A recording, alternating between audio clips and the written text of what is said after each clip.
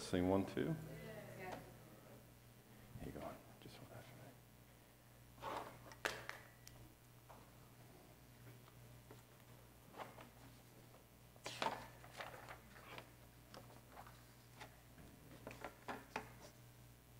Good. Good morning, everybody. Glad you're with us this morning. Welcome everybody who's joining us by the live stream, and I want to welcome everybody who's here this morning. Today's going to be a little different.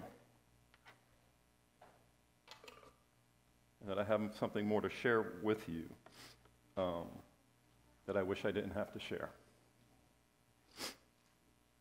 I'm going to be completely transparent.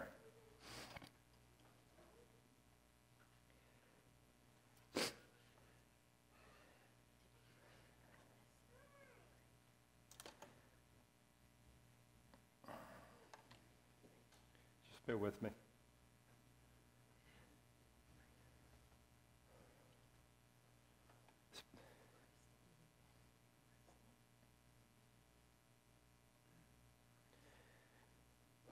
It's been a couple of weeks that I've been struggling. Some of you noticed it. Pam, you noticed it last week. You guys took care of me before service. Ray, Cheryl. Thought it was gastritis, thought it was something that would just come and go. And what's happened, let me just see if I can tell the story a little bit. Last Monday night, the pain continued from Sunday, went into Monday night, and Monday night it was excruciating.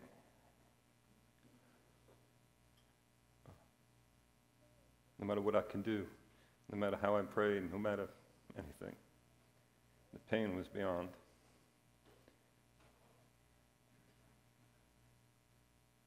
So I woke up Tuesday morning, instead of going to the men's meeting, I said, "Hon, we need to go to the ER. Something's up." So we went to the ER. To make a long story short, they did a full checkup of my heart. Everything was fine. They were looking at gallbladder issues, things of that sort. Couldn't find anything.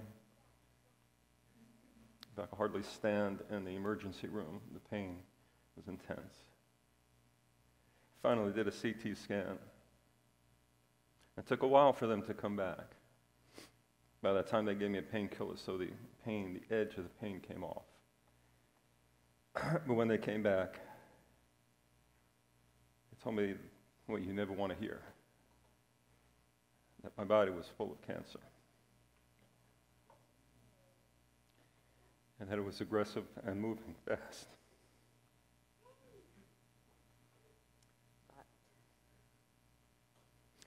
Stay with me, this is going to get better.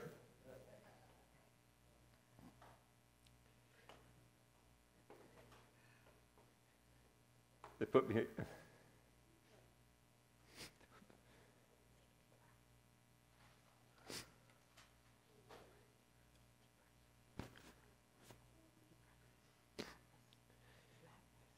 Put me in the hospital right away. The biopsies, ran a bunch of blood tests, and that was Tuesday. No, that was Monday. Not Tuesday. Tuesday you went to the hospital. Tuesday I went to the hospital. And then because of COVID, no one could stay with me at night.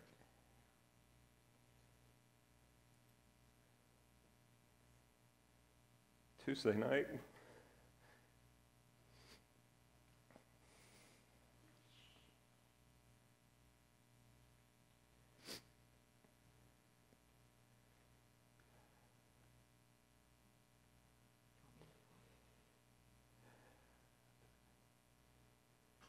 I never felt the thickness of death so present. I knew what it meant to be in the pit. No way out. Felt God was abandoned me. Felt faith was worthless.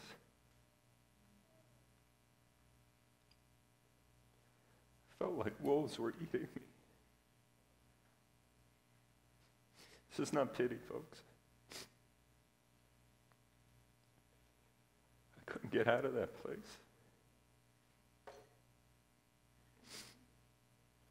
I had asked for a sedative just to sleep it off to get to the morning so my wife would be there. And kept my composure.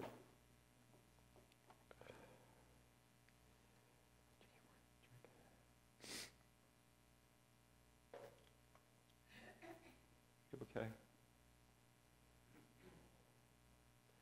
I'll catch my breath. I'm good. I'm good. Thank you. Yeah. You're my nurse. Last week she called my friend Dan.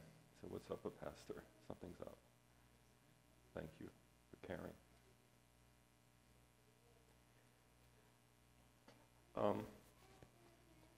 When I got home, things settled in. Started realizing what I'm facing.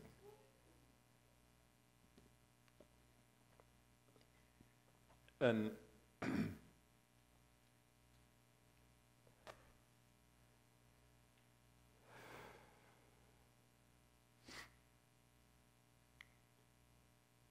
couple of things I wanted to share with you this morning, and in some way encourage you, because of several things that have happened. What I'm about to say when I quote scriptures is not a person trying to make them feel good by grabbing something and just repeating it. I want you to know I'm not, you know me, I wouldn't do that. It may sound that way. I'm not grasping. I'm speaking out of what I've known, with the journey we've been on. We've been prepared for this. My friend Masood, who's been traveling across country in Canada, has been in touch with me and been an incredible, incredible encouragement. And not just to encourage me to lift up my spirits, but to speak the truth in me, because it's the truth that actually sets free. I'm learning things now, folks, I've never, ever learned before, never seen before, as much and as far as we've gone in this journey. I'm dealing with the physical aspects of my condition. And that's an every moment of everyday thing. I deal with persistent pain throughout my body.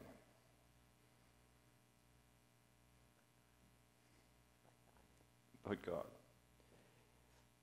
since I was home on Wednesday, is that when I got home? I've been in a place with the Lord that has been beyond special. What I mean by that, having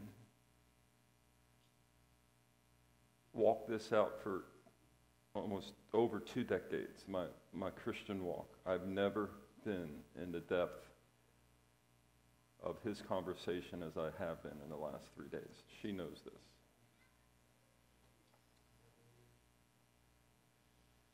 I have a pad that is capturing everything that is flowing out of a pen, where he is the ink, and my hand is just simply an instrument. He is showing me so many things that I know would not be shown if my path is to end as many others' paths in this situation has ended. I'm emotional for many reasons.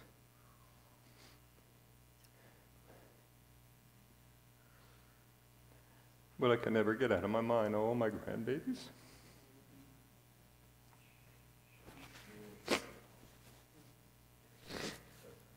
And one that's going to be here tomorrow. Shiloh, the peace of God.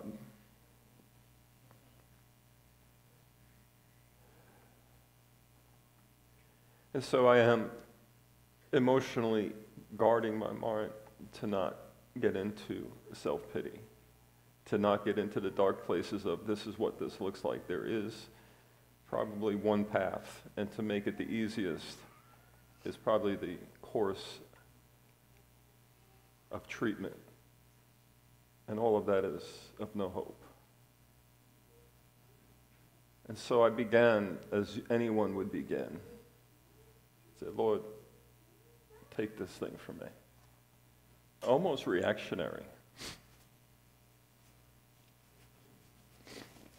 I don't have time today. I'd preach a long message for you if I did. But he brought me to Paul's cry when he said, remove these thorns. Remove these thorns from my side. And it was as if I could have said, remove this cancer from my body. It's no different.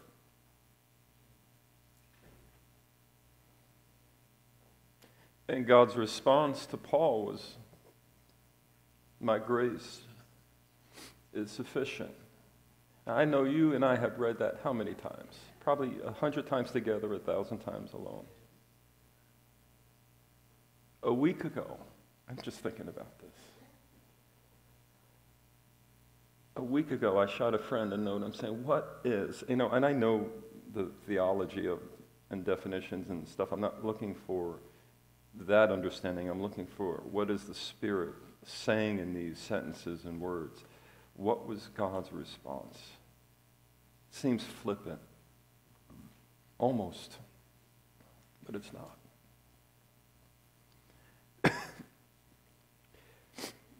Can I read that? Let me read that for you. In 2 Corinthians. And as I go there, I want to appeal to you. I want you to hear me. The ministry is going to keep going. It's not stopping. You are the ministry. This house has an assignment. I still have an assignment. I'm not giving anything up. I may not be here as much as I'd like.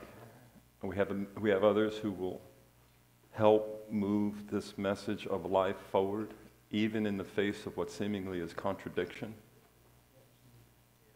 So I am appealing to everyone here who's looking at me and here, those who are live streaming. Please continue to help us. Help support this house. Yes.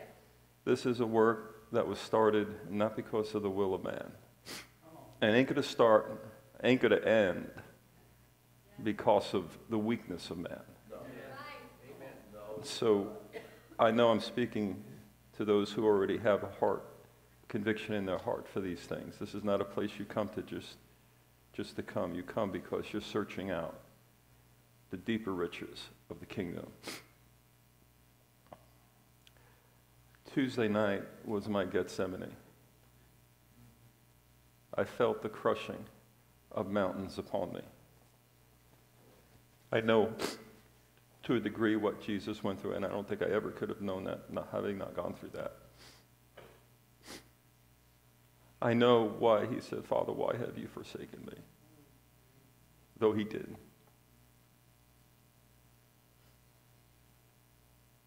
I've become acquainted with Sheol. And it's a horrible place.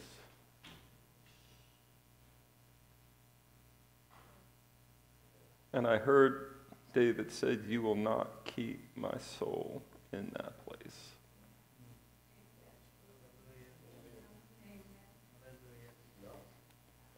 And the story about Paul's thorns gets kind of interesting because I want to pick it up where God responds to Paul. He says, and he said to me, my grace is sufficient for you, for my strength is made perfect in weakness. Excuse me. I got no shame today.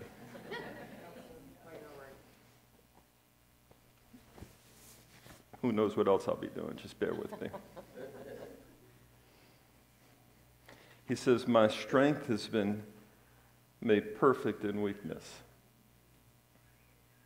Then Paul says this, listen to these words. Therefore, most gladly I will boast in my infirmities. that the power of Christ may rest upon me. Therefore, I take pleasure in sickness. What is in the mind of Paul?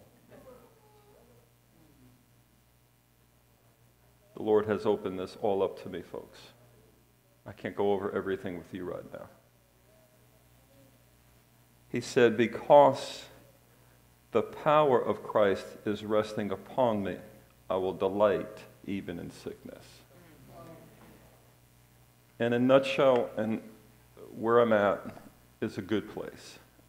Spiritually, I am in a good place. Yesterday I spent probably 5 hours with my friend Dan. 3 hours in an imaging center. Stood right by my side. That was hard. And then just some time to just spend with somebody I can open my heart to. And I saw the sadness in his eyes when he picked me up. And I hope that sadness was a little less sad when he dropped me off.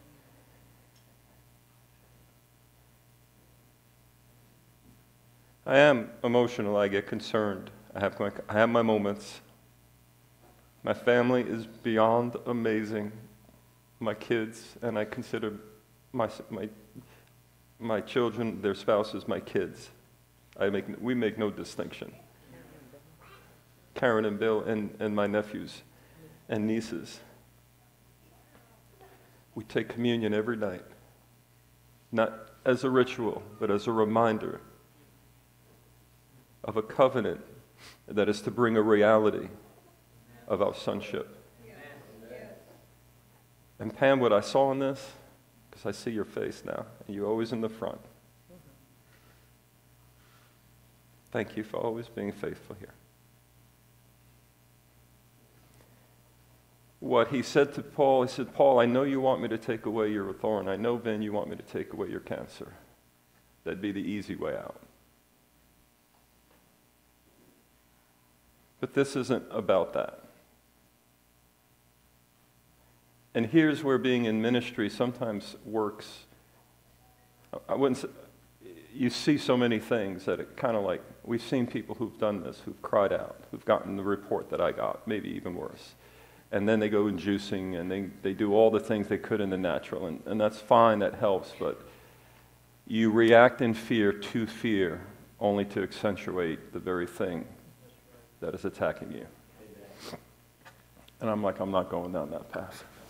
I'm not saying I'm not taking care of myself, but if you want to buy me a Big Mac after, I'll be okay. He says, son, I'm going to show you something because you have come to a place that was inevitable for you. Your path has brought you here. And you have come to the valley of decision, the valley of Jehoshaphat. These are the deep things that God is showing me, that I will show you in time. It was in the scripture that let me tell you something about this one. No, seriously about this one. She has not only been my caretaker and the one I have loved all my life. At night, which sometimes is hard because it's hard to get comfortable, there's no position that's without pain. Her hands are on me for hours, praying. She's exhausted. She has a daughter who's about to give birth. I have a daughter who's about to give birth. We have family that have kicked in, and everybody's supporting and loving everybody. It's fine. We're good as a family. I'm just saying, even in her exhaustion, the word that has been coming from her has been the greatest vitamin I can ever take there.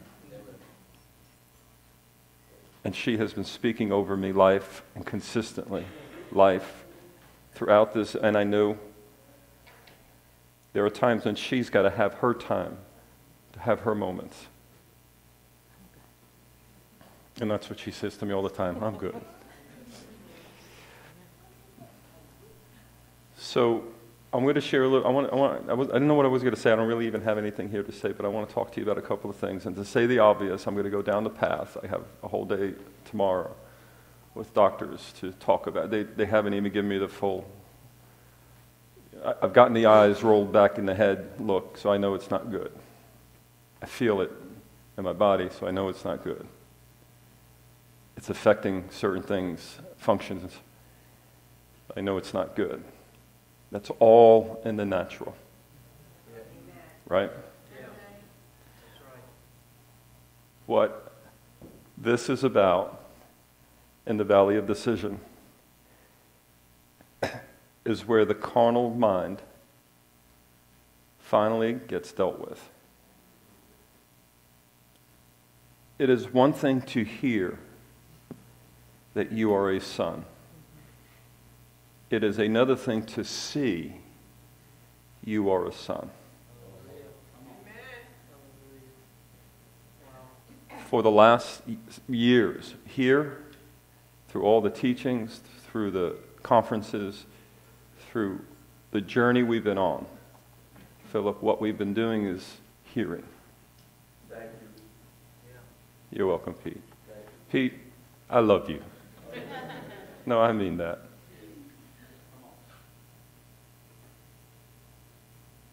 Because you would come up often to hand me an apple that you took 1,000 miles away to give me. That sounds silly, but that's such an act of love. I love you.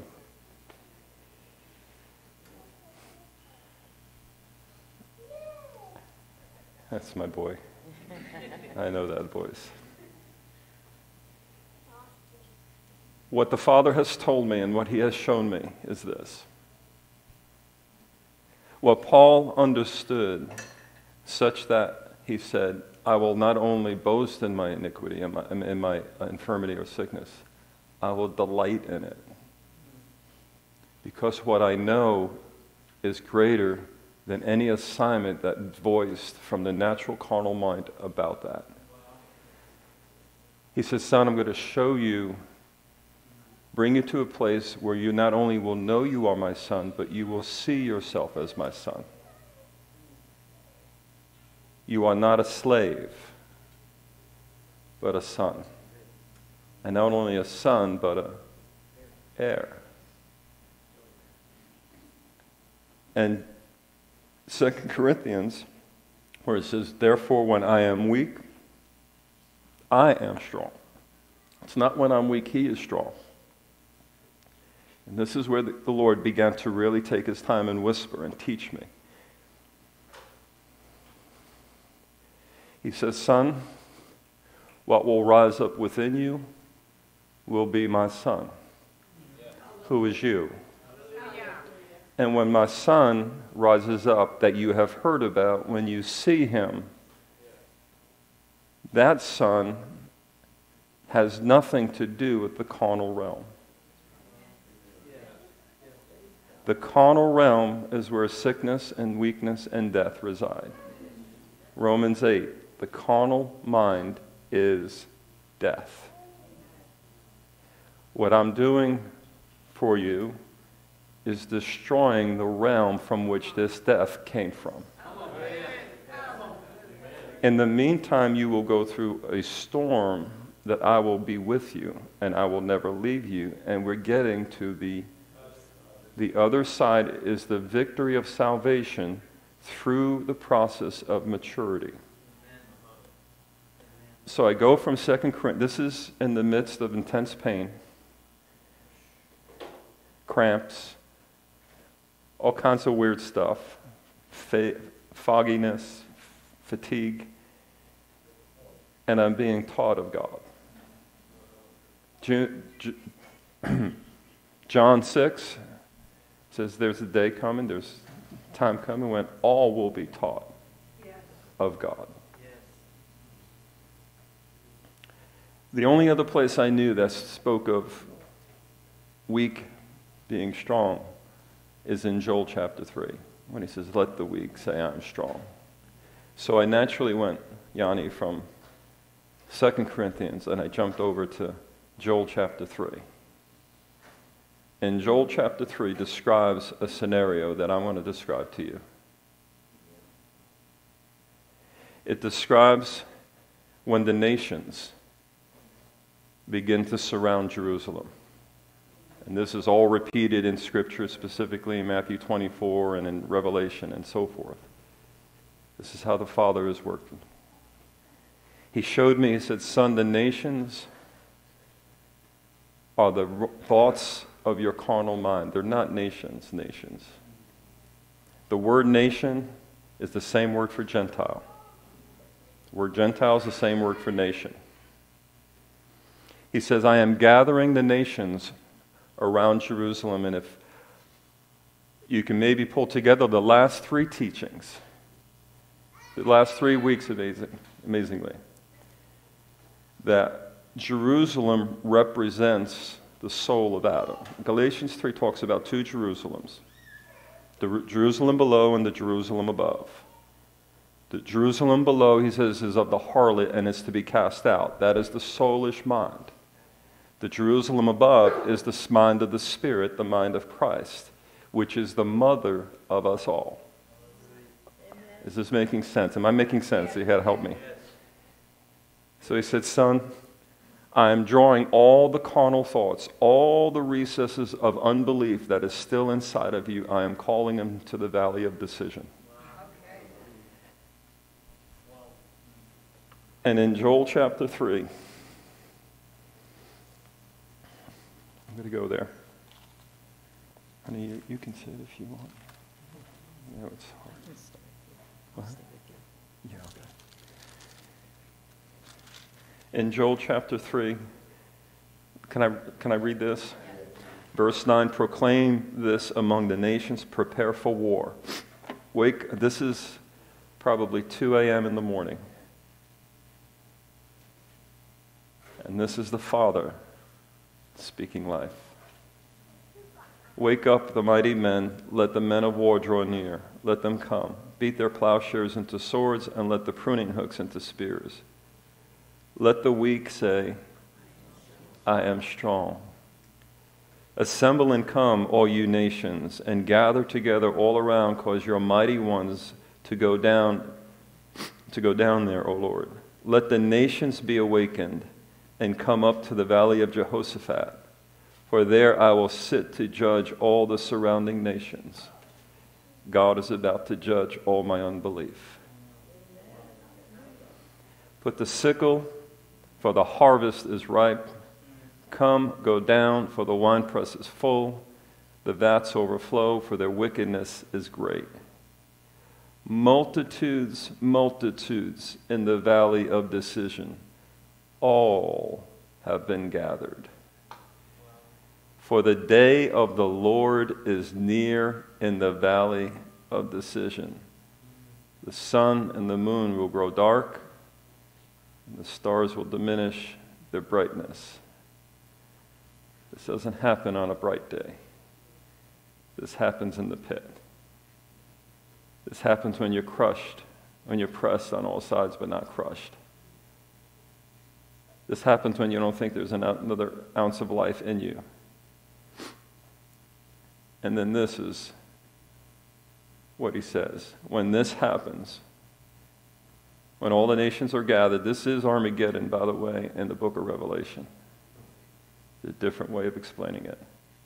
He says, then the Lord himself, he will roar out of Zion. And what my father said, and your father said, he said, I will do this work. I am the one who's going to destroy the nations. The circumstances, in my case, my circumstance, my situation, is how these nations are being drawn from their crevices. Everything in me must be judged by the righteous judge. And anything that is not of him must be destroyed, so that I rise up, not only having heard I'm a son, but now I see my sonship. And in seeing my sonship, I know that the mind from which I now operate has no weakness. See, repentance is not just changing your mind, but changing the source of the thoughts of your mind. We can change a thought from here to there, and that's okay. But what is happening is that my source, the mind of Christ, is now the very headwaters of everything I need to see, not hear. So I pray that you're not offended, and please do not be offended.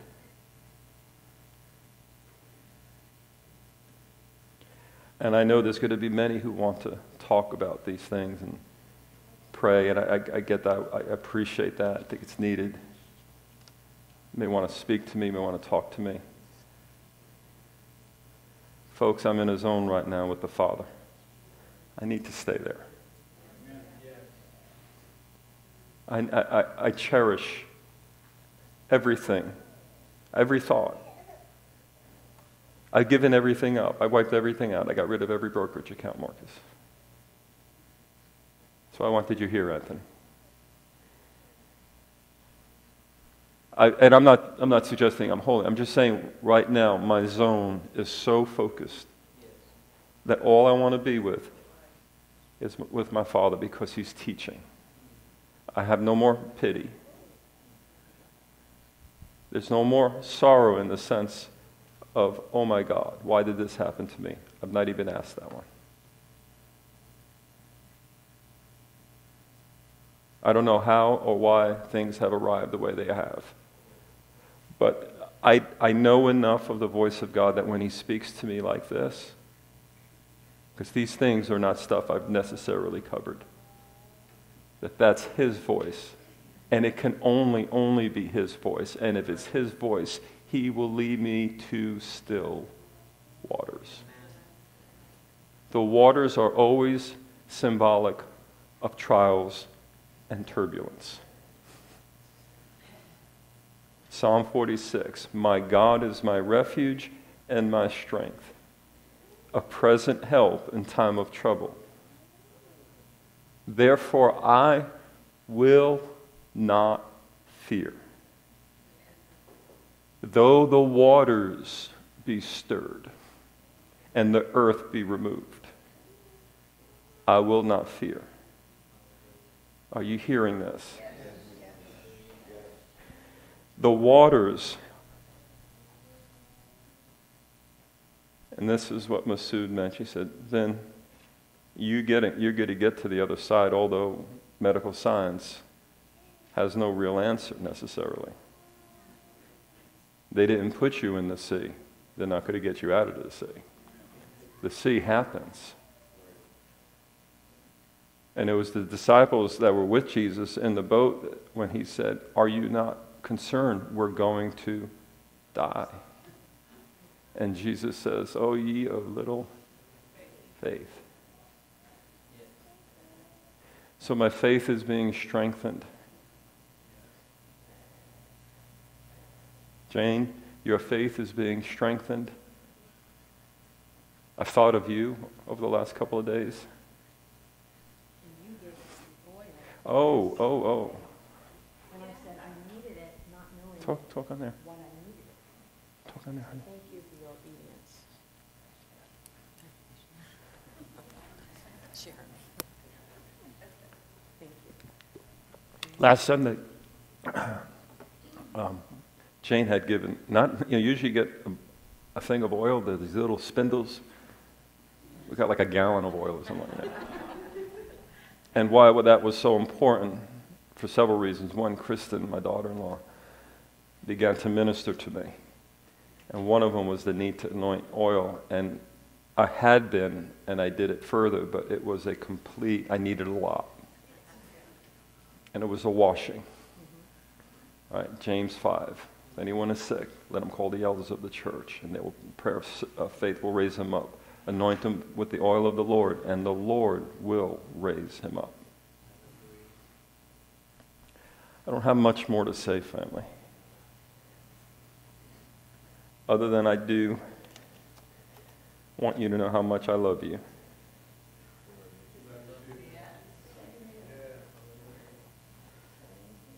How much I want you to know that I'm okay. And as bleak as it might seem in the evening, joy comes in the morning. Where I'm going is to my Feast of Tabernacles. And if I have to bring you kicking, I'm bringing you to the feast.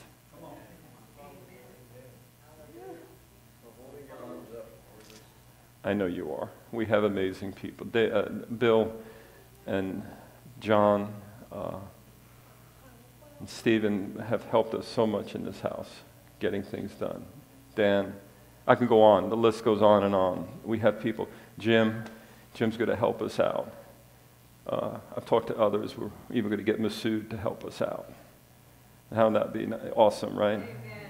Even from Calgary, we'll work out some technologies. And I'm going to help us out. Yes, you are. Even if I might do some things from home. Right? So that side of things, we have amazing people I'm not concerned about. I feel like I have been freed up to go to that place and spend some time, some needed time with Daddy, Abba. And here's why. I heard this. He said, son, there was no other way but this way, given how you teach. Did it in a good way. He said, my truth has brought you here. And my truth will keep you, and my truth will set you free.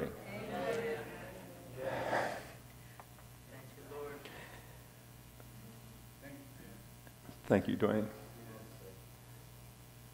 And I got a comforting note, again, from Masood. He said this to me because this was a problem. He says, then don't worry about where your thoughts go, because they're going to go all over the place. Don't try to corral them. You're going to spend all night and day trying to corral them. And he said this, and I really didn't understand it fully until I meditated on it. He says, just make sure your heart is wrapped up in his love. And it's my heart that has always been secure and established. My heart has never wavered. You'll see the flesh waver. You'll see my emotions go up and down.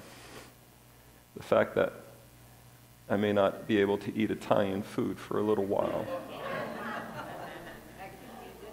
Or any food she makes.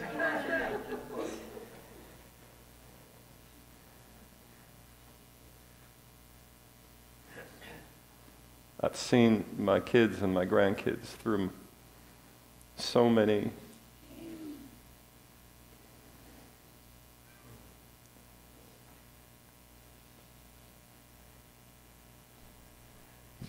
dark times in my experience.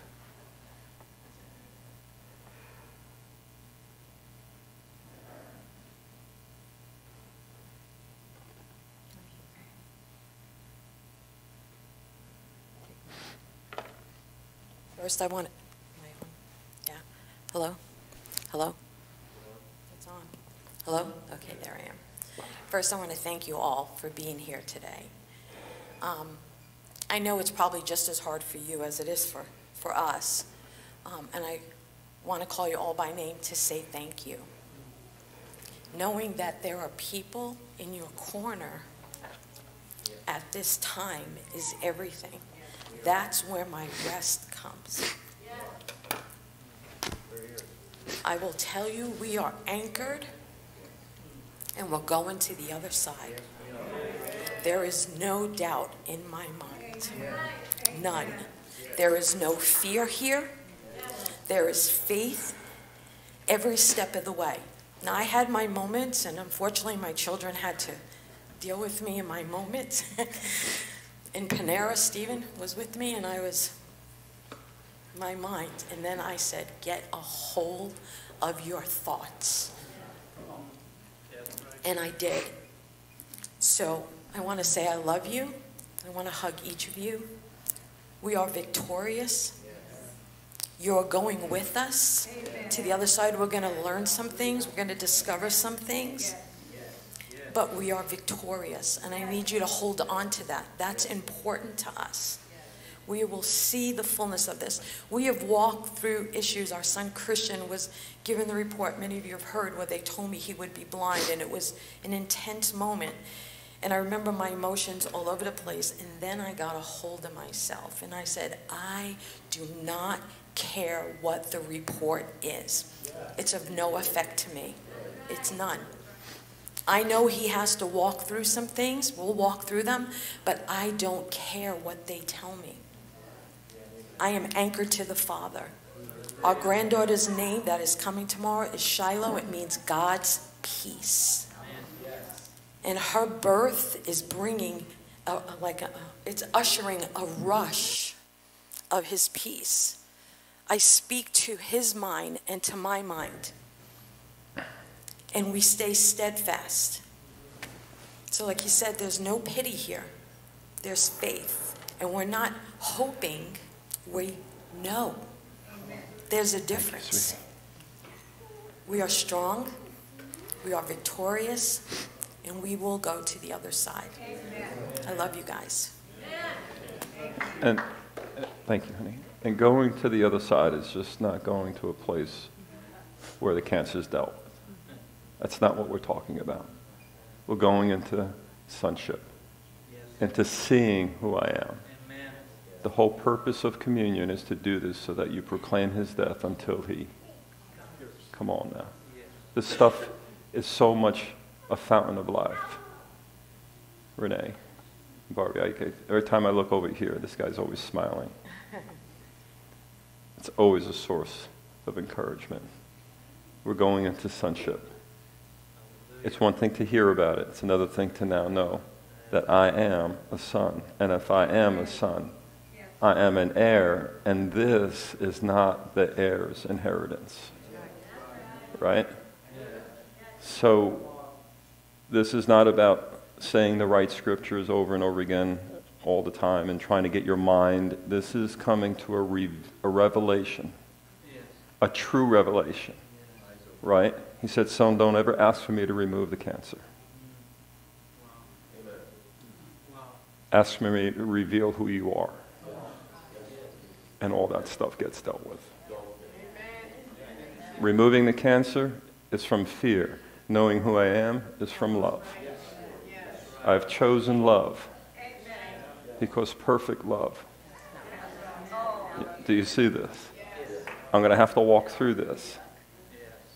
But if he's given me his grace to know this, he's given me his grace and strength to walk through this.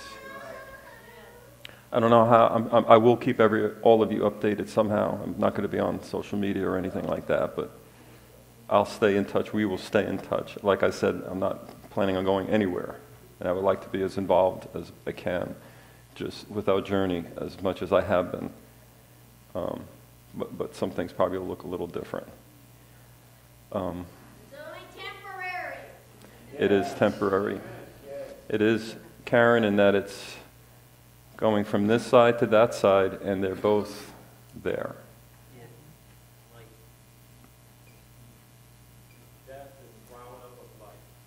Yes. My grandkids, I promised them since we went live that I put them on TV. Because they all, when we were doing this without being here, they were like, oh, Pop's on TV, Pop's on TV. So I want all my grandbabies to come up here because I want to put them on TV. They're all going to be famous this morning.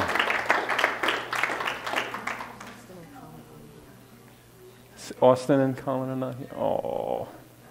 All right, my boys, Austin and Colin, Stephen and Kristen's boys are not here, so.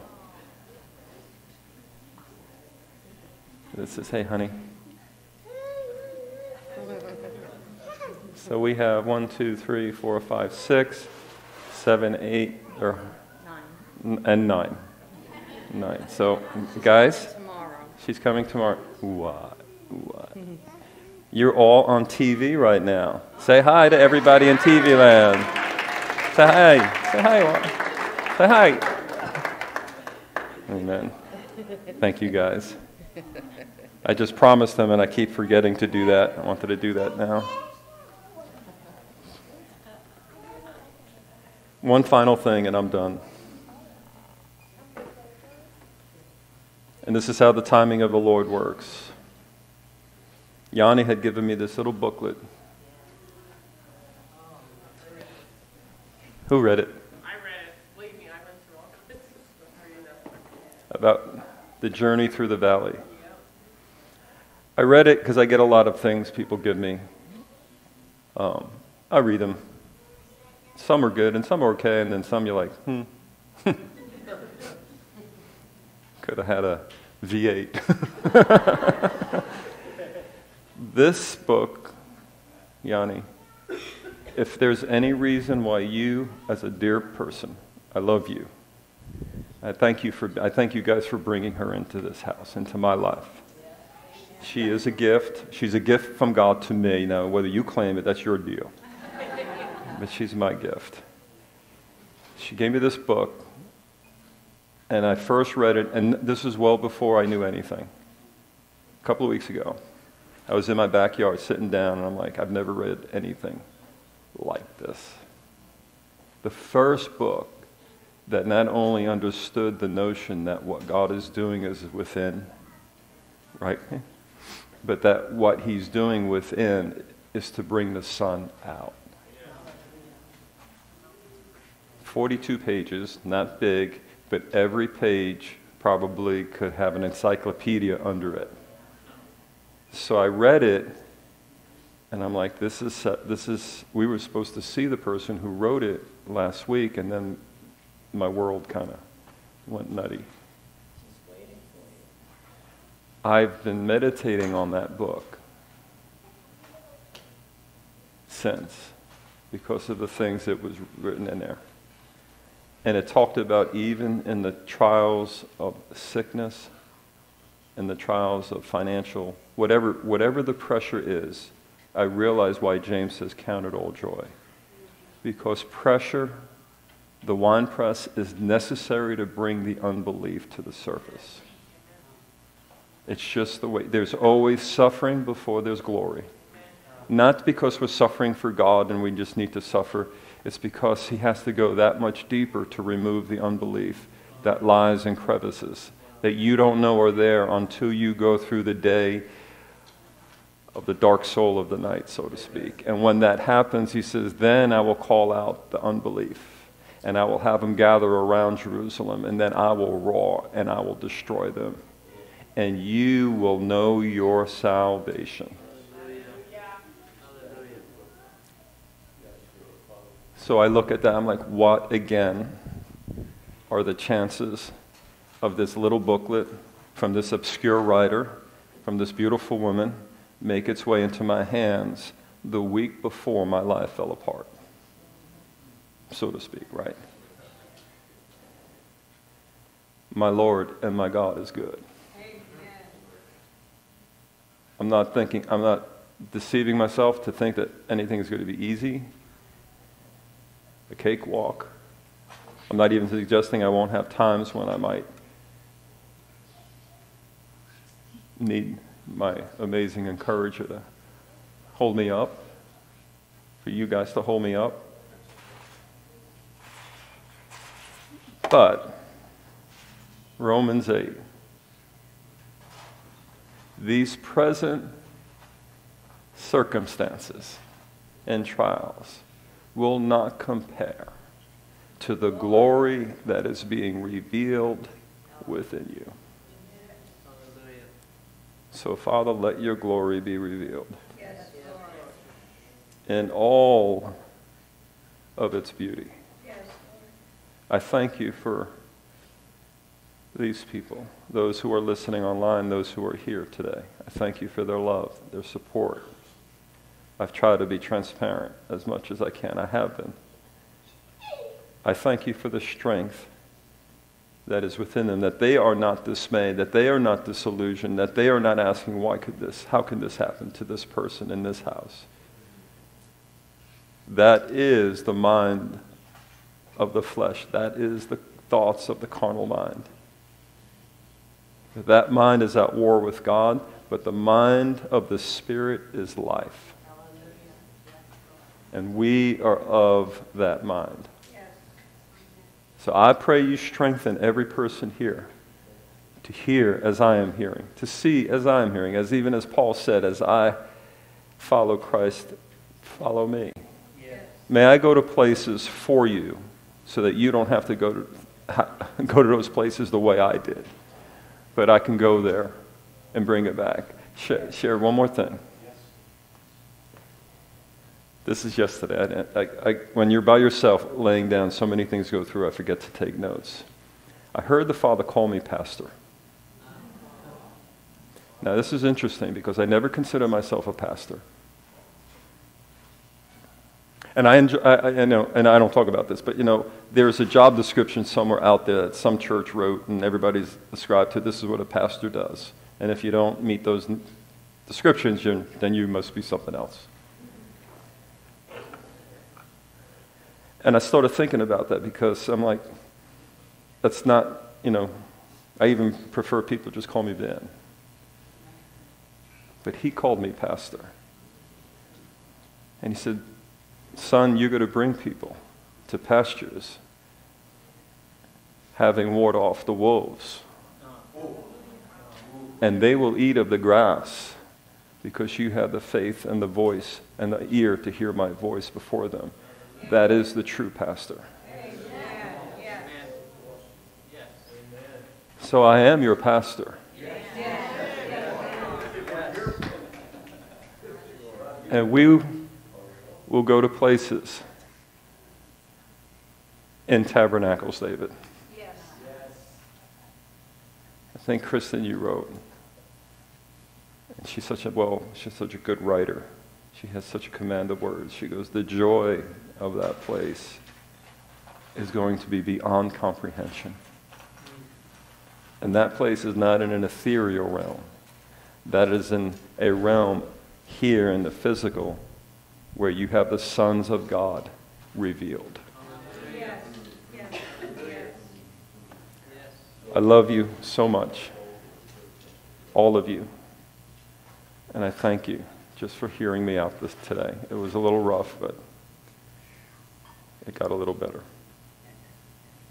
Keep you posted. Thank you. Amen? Amen.